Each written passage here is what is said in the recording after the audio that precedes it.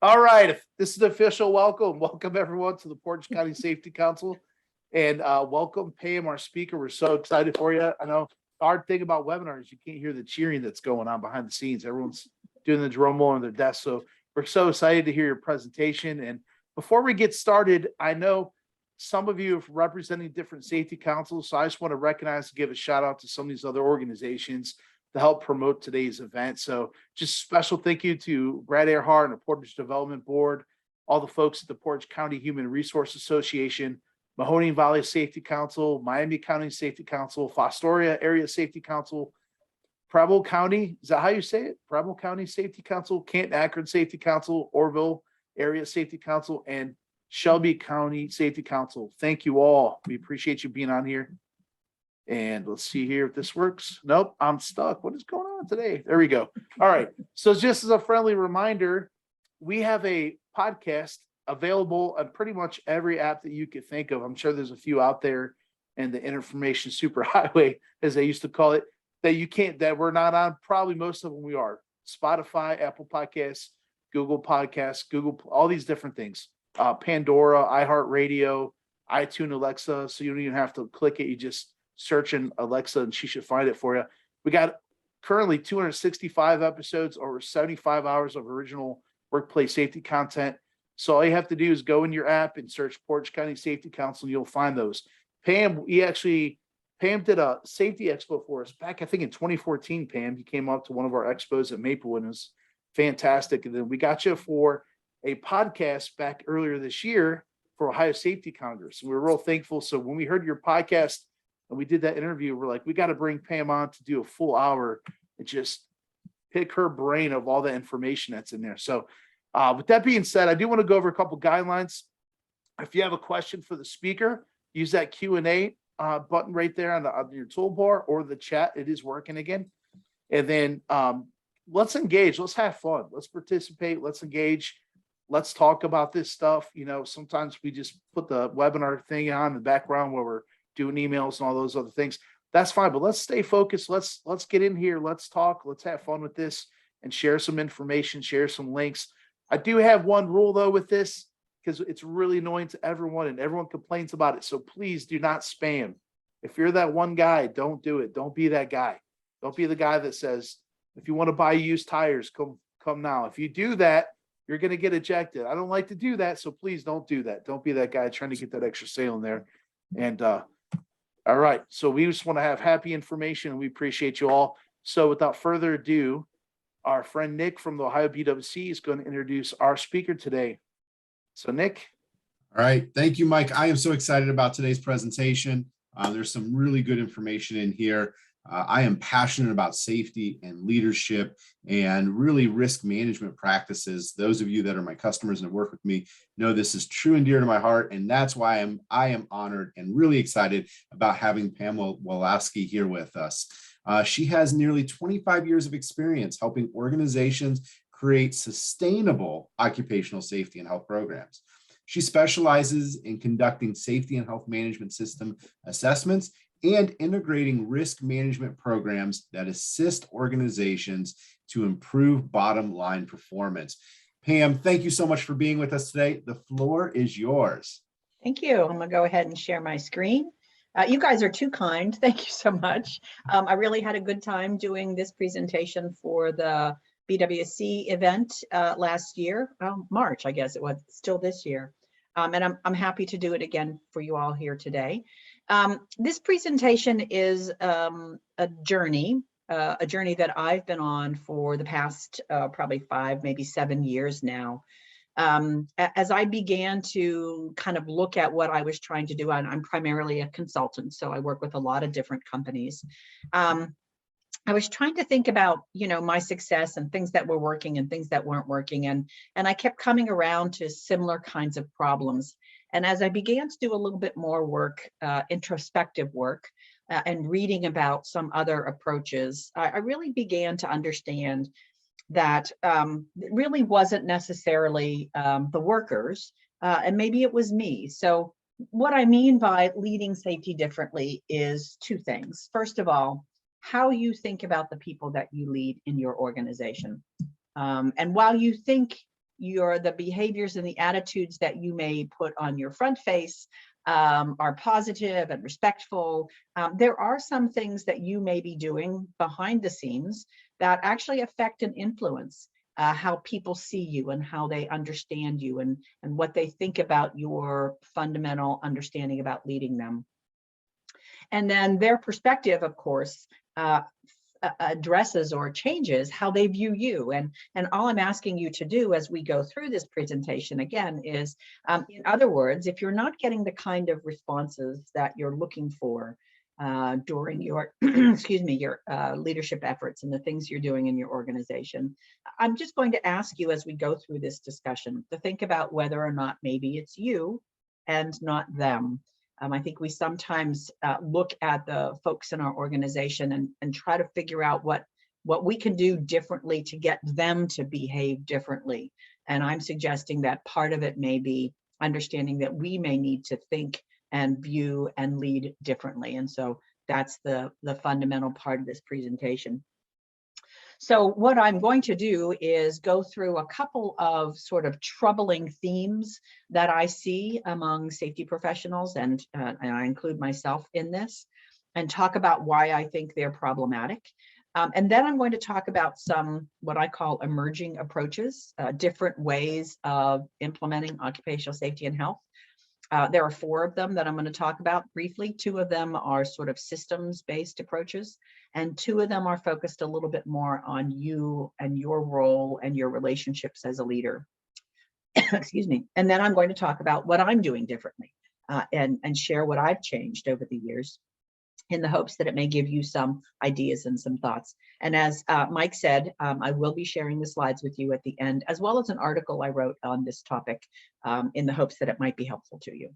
So let's get started. So the first thing that I see fairly regularly are folks making this comment, you can't fix stupid. And it usually comes up when I see a post on LinkedIn or Facebook or wherever, or I'm engaged in a conversation with folks and we talk about things that we observe that maybe don't make a lot of sense to us. And we often hear this phrase, you can't fix stupid. But I think, you know, have we ever called workers stupid or idiots? Have we laughed at them or shared photos or videos of workers that are either getting hurt or almost getting hurt, doing what we might consider to be stupid things? So are you guilty of this particular phrase and using this particular phrase to address the people that you lead in your organization? And maybe you just need to think about how long it's been since you did something stupid. Right. And I think if we're all honest with ourselves, and I put stupid in parentheses, but if we're honest with ourselves, there are many things that we do, behaviors that we engage in, that others who might be observing us would have the same comments. And, you know, would we want people considering us to be stupid or idiots based upon what they see in what we do? And so I think that that's a problem that I see on a fairly regular basis. The second one is this, they have no common sense. Many times in incident investigations or activities that I've undertaken to try to identify what's going on or talk about what might be happening in a workplace, this phrase comes up a lot. They have no common sense. And as if somebody simply had common sense, then all of our problems would be solved. Well, I'm here to tell you that common sense is not so common. And I agree with Voltaire. It's actually a pen name for a philosopher, French philosopher who was involved in the Age of Enlightenment in the 18th century. And he's attributed to this particular comment. But I think that that's true.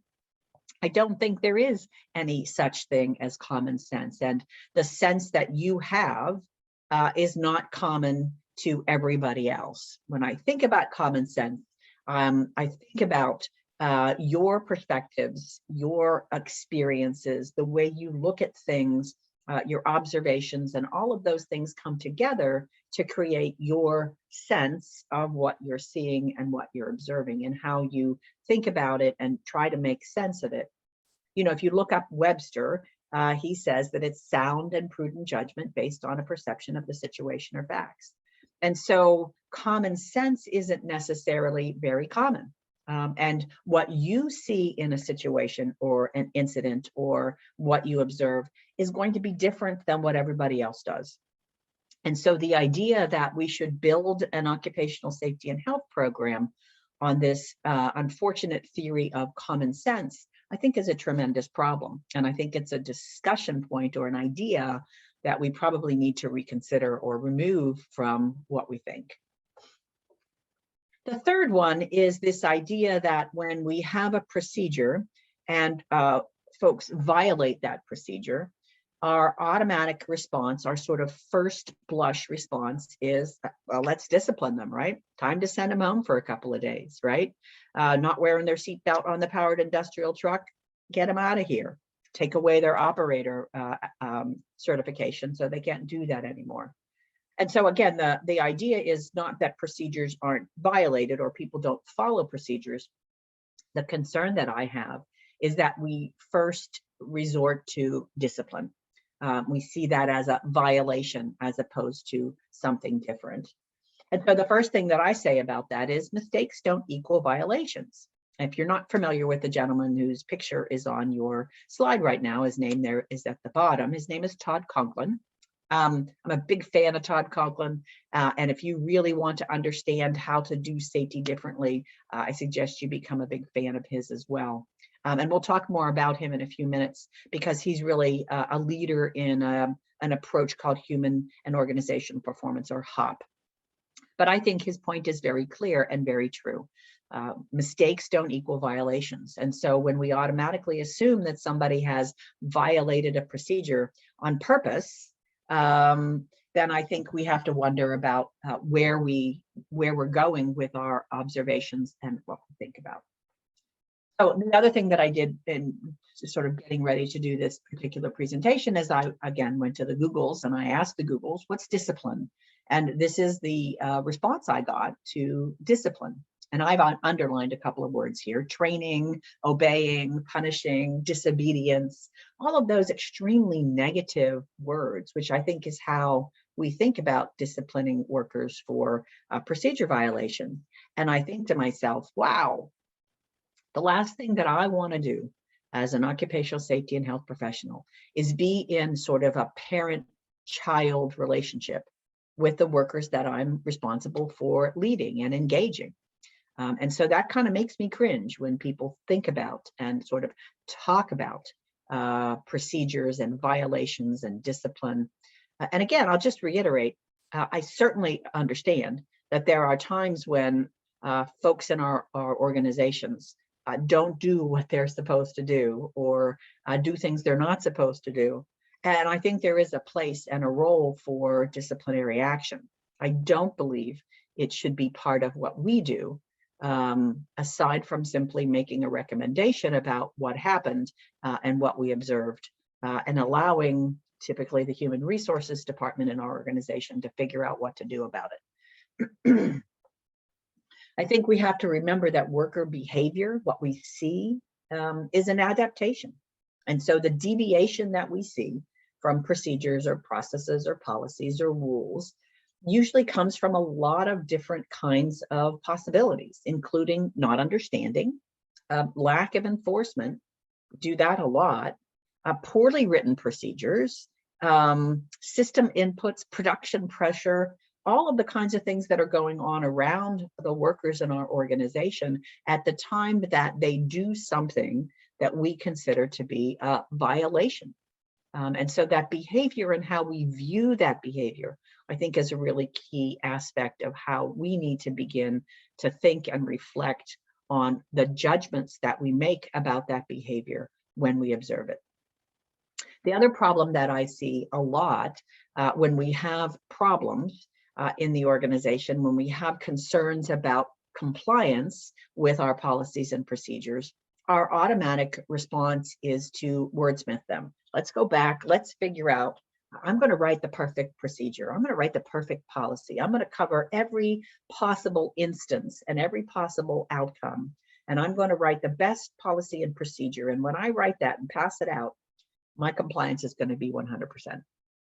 And I would suggest to all of us that while policies and procedures have a role, written documents have a role, the more important part of what we do as safety professionals is engaging and leading directly with and collaborating with workers. And I would also ask you to think about the last time that you really sat down with a group of people and had them write the procedure or the policy in a way that made sense to them and what they were actually doing. So I've kind of outlined 3 areas that I think are problematic, themes that I see over and over again. And as I described earlier, what we're going to talk about now is kind of a journey that I've been on that's helped me think a little bit differently about safety and occupational safety and health and how I do what I do. So let's start by talking about 2, again, what I call emerging approaches. The first one is sort of a systems approach, and it's called Safety Differently. And so you can obviously tell that's kind of the how I've named this presentation, Leading Safety Differently. The person who is most often attributed to this particular approach is Sidney Dekker. If you're not familiar with him, he's an Australian. He's a professor at a university in Australia. He has his own consulting firm. He's written lots of books and articles and videos. He has his own website. He's got a lot of stuff out there, which I've found to be very helpful. But he would describe it as a movement within our industry that challenges us and the organizations we work for to think about people differently and how they fulfill certain roles in our organization.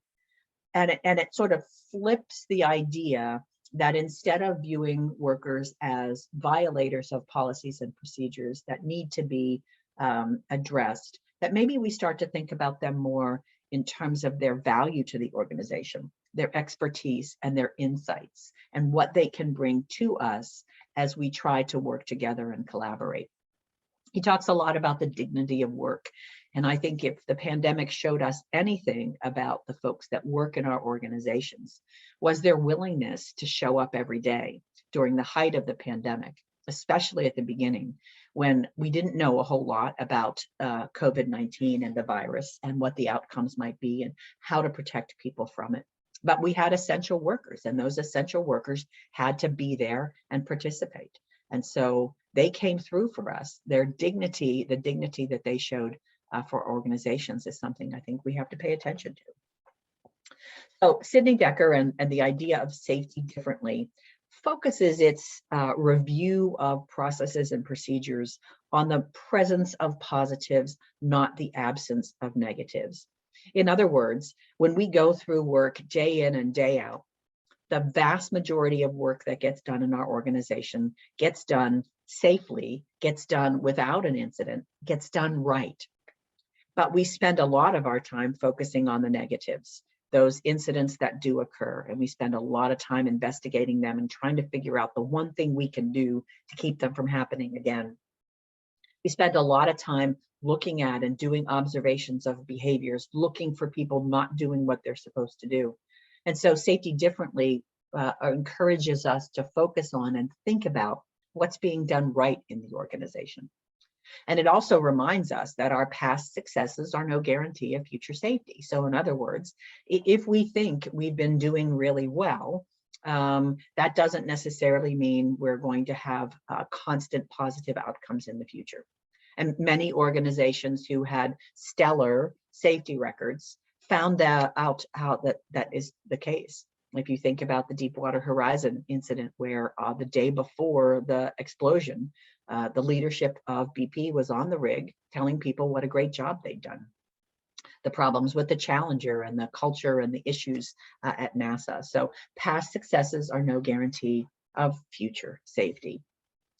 The next the next approach that I want to discuss is the one that is associated most often with Todd Conklin, although there are lots and lots of people that are in this space now, including some that we'll talk about as we go through the rest of this presentation. But Todd is really, I think most people would agree, the one who really kind of got this going. He used to work at Los Alamos Laboratory for many, many years.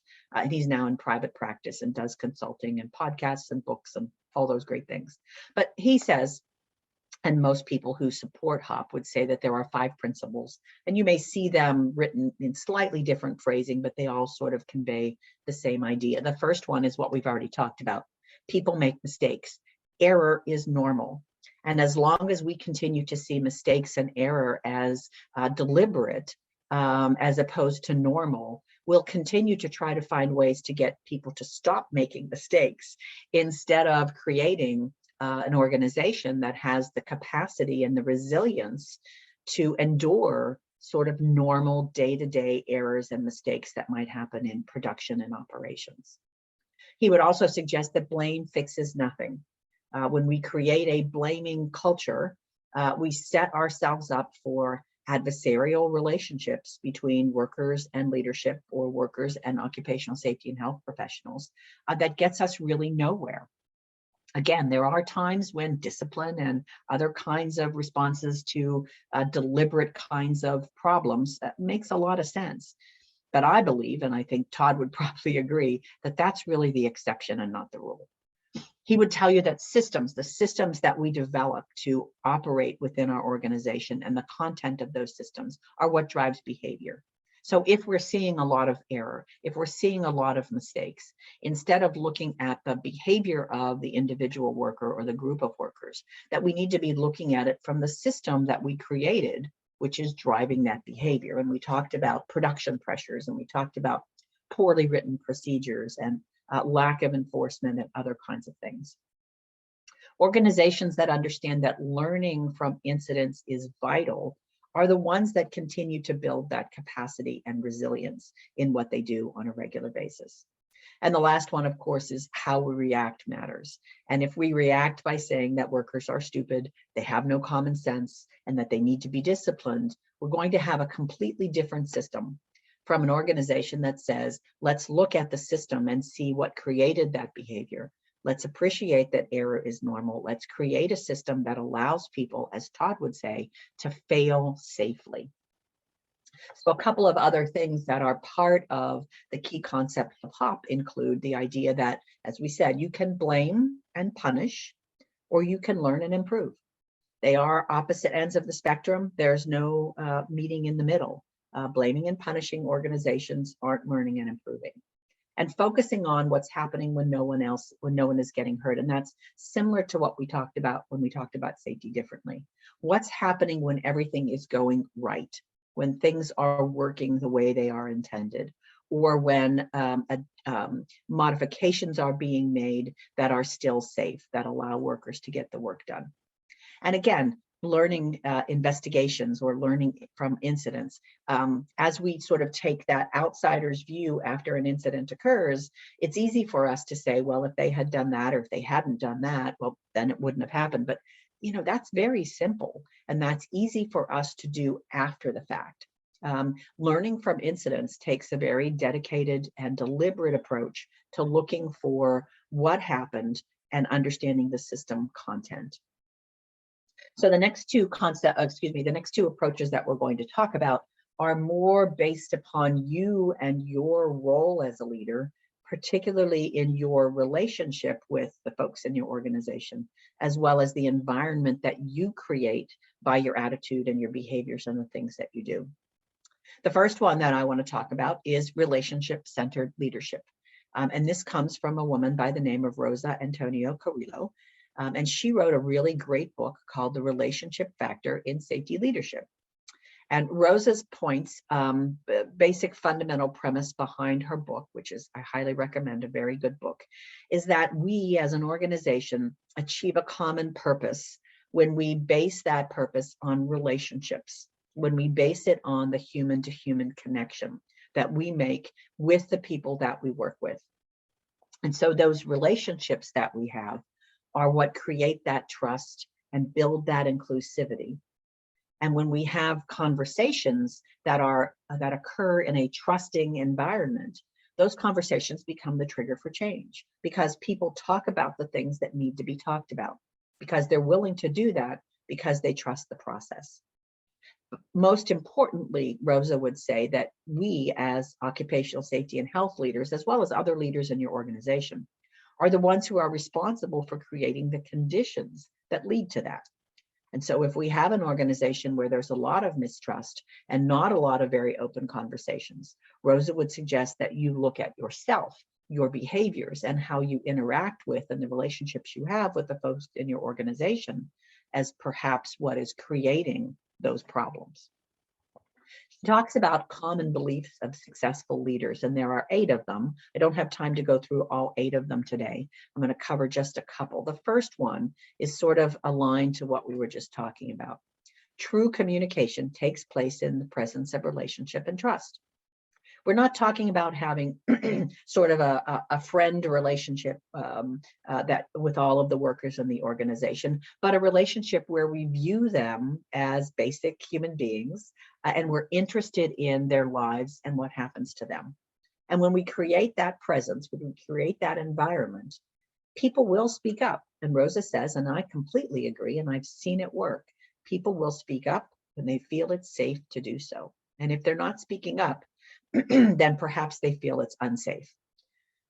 We recognize ideas that are brought forward without judgment or without losing face. All ideas are welcomed and considered and part of the process, even if the idea is not implemented in the future. And as a leader, it's your role to apologize when you need to. And it's not just those sort of fake apologies where you say, I'm sorry that you feel X, Y, and Z, where you apologize by saying, I'm sorry that I did X, Y, Z that created the situation. And so understanding that role of apologizing and role modeling that apologizing allows people to feel comfortable at apologizing themselves when they need to. Here's something that maybe you've said before, why won't people speak up? I want my team to have the courage to speak up. And why don't they? Well, somebody who I admire, his name is Clive Lloyd, and he wrote a book called Next Generation Safety Leadership. And this is from a LinkedIn post that he had back in June, a couple of months ago. And he's so right. It isn't about our workers having the courage to speak up. It's about our responsibility to make it easy for them to speak up, easy for them to admit mistakes or share ideas or share concerns. And it's your job to make it easy for people to speak up, to create the environment. And looking for people to be a little bit more courageous, Clive says, is a cop-out. And I think that's part of what Rosa's telling us in some of her points. Another one of the beliefs that Rosa talks about in her book is inclusion precedes accountability. And by that, she means that we value contributions, and when they're valued, they're more freely given. We don't withhold credit from people who make a good point or contribute a good idea. We always offer credit. And as a leader, it's our role to ask for advice and to use it. Many workers can see very clearly through those kinds of sort of false or fake requests for advice when we ask for information, and then we go and do the thing that we were intending to do anyway. And again, that's an example of sort of a behavior or an attitude that you may be projecting that you may not be realizing what that is doing. So when you ask for advice, are you using it? Are you taking it seriously and finding ways to incorporate it? So inclusion precedes accountability. If you feel your workers in your organization are not accountable for the kinds of things that are going on, take a look at how and when you include them in the processes that define how they work, what they work, and how they do their job day in and day out. The last approach that we want to talk about is something called psychological safety. And I'm thinking most of you have probably heard this term before. Mental health and well-being and different kinds of phrases that are used to describe this concept. It is attributed primarily to Amy Edmondson, who is a researcher at Harvard, and she does a lot of work with organizations, not necessarily on occupational health and safety, but on psychological safety, which is defined by the environment in which people operate and whether or not it is safe, psychologically safe to speak up, sort of related to what Rosa talks about. So Amy's point in her book, The Fearless Organization, and I highly recommend it, it's a great read, is the idea that when we engage with people in any of our human interactions, whether it's personal or professional, we're always attempting to influence what they think about us. We have a persona, we have a face, we have an image that we're trying to project because we want people to think something about us, whether it's an occupational safety and health professional who wants people to think that we understand and we know how to solve problems, or whatever it is, but we regulate and control what we share in those environments. And when we regulate and control that so tightly, people never really get a chance to get to know us. They don't know who we are and what we think and what we believe. And so if we withhold that information, then they withhold it back as well. And it creates an environment where people don't feel as though they can speak up, and they don't feel as though they can admit mistakes, because that's a tremendous failing on your part. And what will people think of me if I admit mistakes? What will people think of me if I ask this question? If they laugh at me when I ask a question? What happens the next time I have a question? I'm probably not going to ask it. Some of the concepts that are associated with psychological safety that Amy talks about in her books and in her writings is that we create teams, work teams. And the focus in a psychologically safe environment is that we talk about shared goals. The idea is that we're not trying to protect ourselves. We're not trying to make sure that nobody points the finger at us for problems. We're willing to work together as a team and talk about issues that need to be talked about and focus on the things that need to be discussed. She cautions, and this is really important, the second bullet point, this is not being nice. This is not just being, nice and sweet all the time to everyone, nor is it being mean and treating people as if they were stupid or idiots. But she talks about this idea of candor and productive conflict.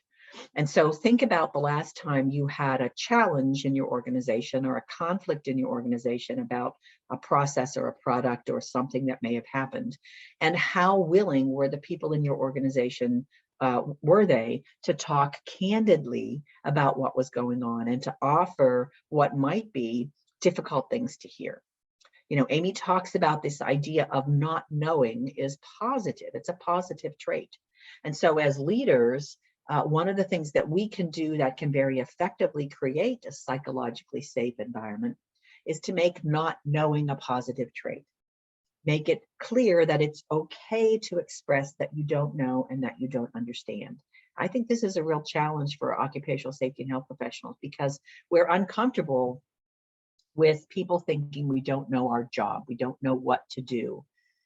But if you can make something about not knowing, make it a positive trait from you as a leader, then the folks around you are going to want to help you. They're going to want to share what they know. And that's the beginning of collaboration. And that's what we're trying to get at with psychologically safety environments. Your role of modeling curiosity and asking lots of questions is something that I think can go a long way to creating that particular kind of environment. So when we think about some of the problems and we think about some of the key concepts of safety differently and HOP and psychological safety and relationship-centered leadership, what does that mean in practice for a couple things that we've talked about? Well, first of all, this idea of common sense is something, again, that I said I think we have to get away from. And I give credit to my friend Dan Hopwood, who works for an insurance company named Sompo. And he came up with the phrase, and maybe others have too, but he's the first one I heard talk about it, communal sense. And the idea that our sense is based upon a common or communal mission and culture in the organization. That we understand that everyone has the ability to learn and to grow, and leadership nurtures those ideas. And so we think about the goals and the structures and the guides that we have in our organization that lead us to this idea that it's communal. We're working together to make things safe or safe enough in our organizations. So common sense becomes communal sense. Procedure violations, we think about this idea of fundamental attribution error. And so fundamental attribution error says that we look at the behavior of other people and we see that as flawed, but under the same circumstances, we would think that what we're doing is okay. For example, You may have workers in your organization that have a hard time getting to things on time, right? They can't come to meetings on time. They're always late getting to work. And your behavior, when you see that behavior, you think to yourself, these folks just can't get it together in the morning. They can't get up on time. They can't get out the door on time. But if you're late for a meeting or late for work, you're generally willing to give yourself the flexibility to say, well, I ran into traffic, or there was an accident, or something legitimate allowed you to make that mistake. So we have to be very careful when we see procedure violations and we see that behavior. We have to be willing to see it in the lens of how we might behave in those circumstances. So again, Rosa Carrillo says, drift from procedures is a positive adaptation. And so when we see people not following procedures, not doing what they're supposed to do, our willingness to look at it as a positive adaptation to a work environment that didn't fit the procedure as written is an important way to view it. And sometimes we even celebrate that drift from procedure as innovation. Sometimes we punish it. And so we have to really ask ourselves, which one do we fall into? So now I'm going to talk about me. Again, back to me and what all of this has done for me and what I'm doing now that's different, how I'm leading differently. So if you're not familiar with this picture of this gentleman here, that's Teddy Roosevelt. He was a president of this country before Franklin. They were related. And Teddy is attributed with saying, and many people have said it in different ways, but he's attributed with saying to the extent, people don't care how much you know until they know how much you care. So if you're always focused on your technical knowledge, but you're not able to demonstrate to the people that you work with that you care about them, as Rosa would talk about in terms of that relationship, that human to human connection, as Sidney Decker would talk about in terms of that valuing the dignity of work.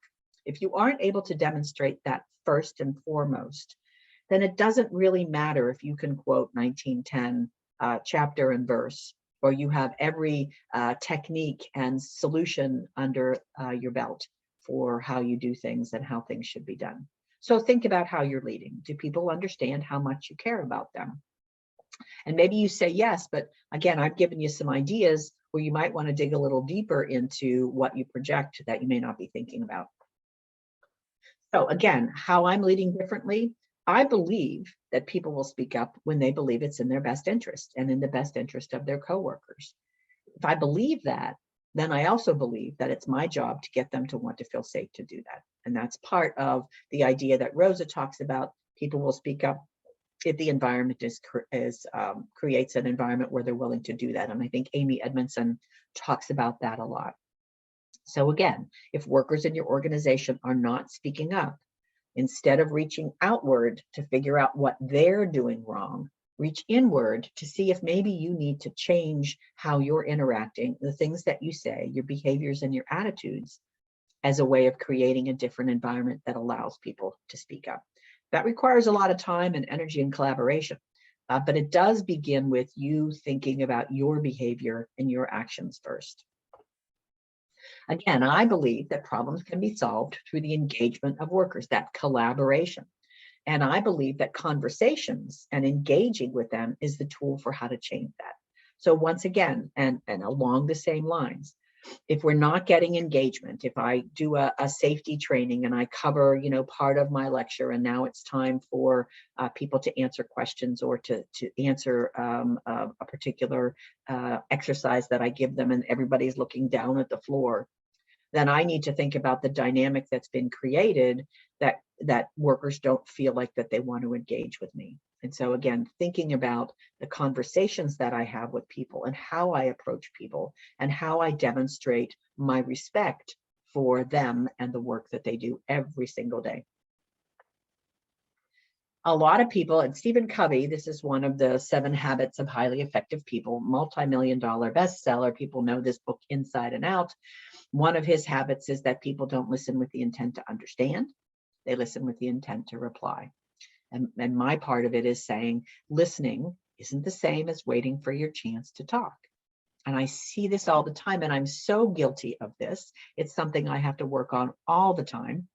Halfway through whatever it is you're trying to tell me, I'm already thinking about what I'm going to say back to you and how I'm going to tell you what you think is wrong or how you need to change or whatever. And if you do this, and many of us do, it's really a behavior that you need to work on changing so that you really begin to listen to what people say.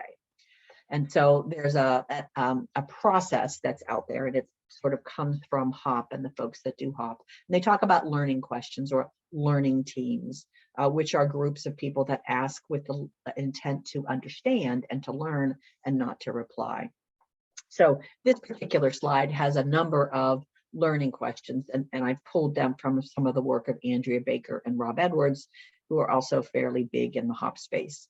And these are just some questions that you might want to ask people, or that you might want to have kind of in the back of your head as you're doing your daily walk around. And you notice that all of these questions, none of these questions, excuse me, start with the word why. And I've found that why questions have a tendency to put people on the defensive, because it seems to be asking why they're doing something the way they're doing it.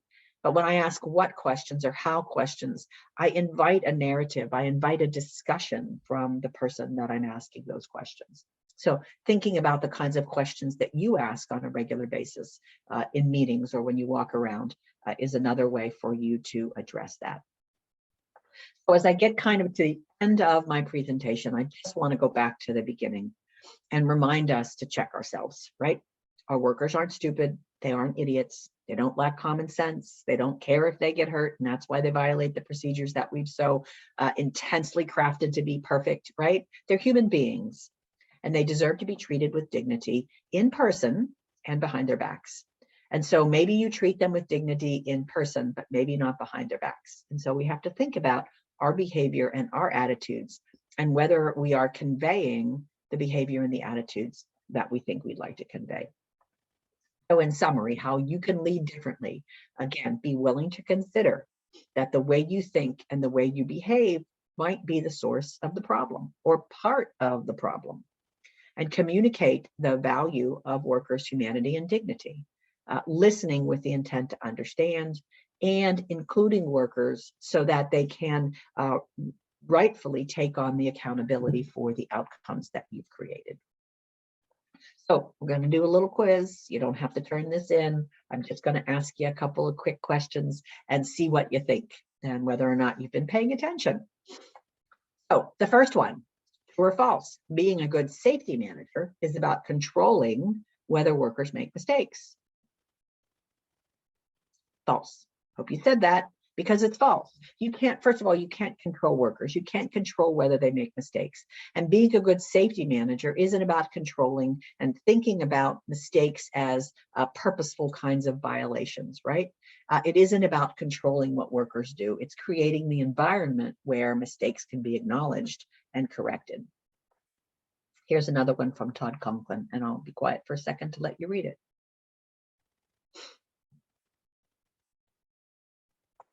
So true, so true. It's not who failed, it's what failed, right? That's the systems approach, not looking at who failed. It's the system that failed, and how do we figure out what part of the system failed so that we can modify that to continue to create that capacity and resilience. The next one is another Todd Conklin-ism. True. Every incident that you look at and review and try to learn from is always going to have some sort of an error, right? A worker did something they weren't supposed to do or didn't do something they were supposed to do. That's always going to be true, but it doesn't really tell you anything about why it happened. And that really is part of this sort of systems view. You have to go up above the behaviors that you see. So, I had an aha moment a number of years ago, and over the past couple of years, as I've begun to really dig into what's going on, and I hope that some of the things that I've said have created the potential for you to either have an aha moment or have one as you begin to dig in and learn a little bit more. A couple of last comments before we open it up for Q&A. I mentioned at the very beginning that I'd written an article that was published in Professional Safety Journal, which is the magazine of the American Society of Safety Professionals. And this was published in June of 2022. It is kind of an expanded version of what we've just talked about. And along with the slides that I will share with Nick and Mike, I will share a copy of this article so that if you're not a member of ASSP and don't have access to it, you can read it. Just some additional information. Then the last thing, and this will be on the slides that you get, these are some of the resources if you really want to start to dig into the things that we've been talking about today. These are some things that may help you. A friend of mine, Jeff Dalto, has written a book, a guide called Practicing New Safety. And if you reach out to him, he will provide that to you. Todd Conklin, my favorite book of his is the Pre-Accident Investigations book, An Introduction to Organizational Safety. If you like podcasts, his are really good. He's really sort of, he's just interesting and funny and self-deprecating sometimes, and just really interesting to listen to. And he gets great interviews with great people. He also contributes on a website called hophub.org, where a lot of his presentations are downloaded for you to look at. Sidney Decker has his own website, and all of the books that he's written, I think the best one to get started is The Field Guide to Understanding Human Behavior. A really good one, really helps you understand about incidents and how we can learn from them. Decker and Conklin just put out maybe 4 or 5 months ago a very easy read called Do Safety Differently. I read it on a plane ride, and if you want to start with some of these concepts, that's a good place to start. Rosa Carrillo's book, The Relationship Factor in Safety Leadership, highly recommend you read that and follow her on LinkedIn. She does a lot of really good posts and threads where she kind of digs into some of those concepts. Amy Edmondson's book, I also mentioned earlier, is a really great book, and I highly recommend it. She's very active on Twitter, so if you get some of your occupational safety and health information and news from Twitter, Amy Edmondson would be somebody that I would suggest you follow. And Andrea Baker, those learning questions, is she publishes a lot of stuff on the Hop Hub under Hop Fundamentals, if you want to explore that a little bit more. And last but not least, there is a group called safetydifferently.com. And there's also a Safety Differently group on LinkedIn. Lots of information, interesting posts that you might find helpful as you move forward. So I'm going to stop sharing, and I'm going to say thanks for listening. And we have some time left, so I'll open it up. I think Nick is the one who is moderating the chat and the Q&A for me. So I'm going to let you, I'm not going to look at it. I'm going to just let you tell me what you see in there. All right, no problem. Well, first of all, I want to say thank you for all your presentation today. You know, it just hits on a lot of spots that I think about when I'm consulting with customers, and it's about changing behavior and looking at things differently, and really stop being the safety cop, right? And what's been your approach to that? How do you get safety managers or HR directors to stop being the safety cop? What's some of your advice to them? I have 2 pieces of advice for that. A good question. My first piece of advice is to role model doing things differently, right? If you want people to see what you're doing as a different approach, as a way to interact, being the role model of that approach in your organization and showing how it can be done and how you can engage and the things that you can say is one really important way to do it. So look at what you're doing and model that for the other folks in your organization. The second thing and this takes a little bit of bravery on your part, but you have to be willing to call out the things that you see. So when somebody in a meeting calls a worker stupid or says that they have no common sense, you have to be willing to talk about that. And you're probably going to get more success by not being confrontive about it, but sort of explaining and talking about things in sort of a different way. And again, role modeling that approach. And so I recommend that you have a couple of phrases or sentences or things that you might want to say in those kind of instances in your head, right? Because when you're confronted with that situation, a lot of times, and it's normal, we sort of freeze. And then we walk out of the meeting and we're like, darn, I wish I should have said something, right? But if you have those ideas and those thoughts in your head ready to go, it's much easier for you to take advantage of the opportunity in the moment. And so that's some of the things that I recommend that you do. And then the third thing, and I'll just throw this out quickly, is that there's a lot of great resources out there. There's a lot of great articles. Why not start sharing them with your members of your organization? Hey, I just read this particular article and this is what I really liked about it. What do you all think? And just kind of socialize people to those ideas. And, you know, they'll absorb them, hopefully. And, you know, that sort of begins that process of change. All right. Jada asks, what advice do you have for someone who has recently joined a company that focuses on discipline when human error is found with a safety incident, instead of digging deeper into the steps that created the error instead of the person? Right. I think everything that I just said applies to the answer to that question, right? Definitely, you've got to start role modeling a different way, and you have to be willing to have some conversations with folks when you see those kinds of problems. I think another opportunity that you have, if you can find a way to rethink or redo your incident investigations process and create an incident learning process and kind of flip how it's done. If you have some ability to work on that, that's a good place to start.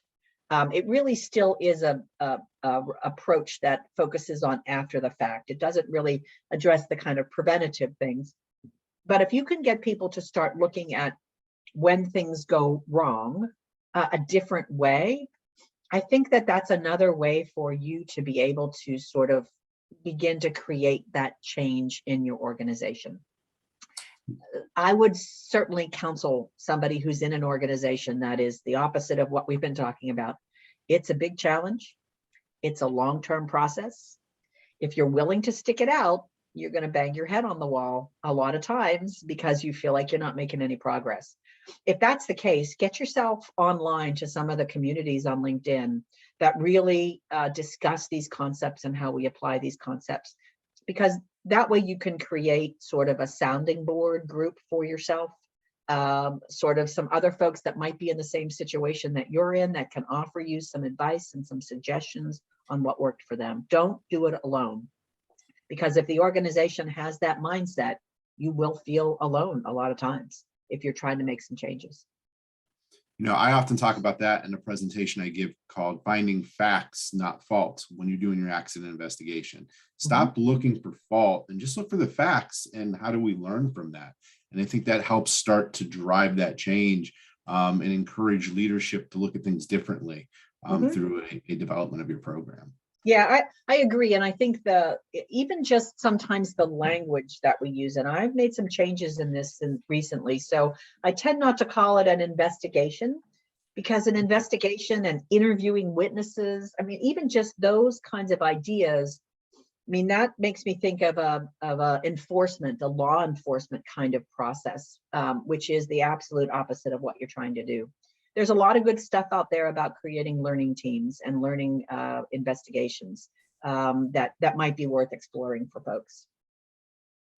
All right, and we had a lot of comments in here. Great presentation. Thank you. Very good information. Mike, did I miss any other questions? I think I caught all of the ones that we had come through, but a lot of positive support.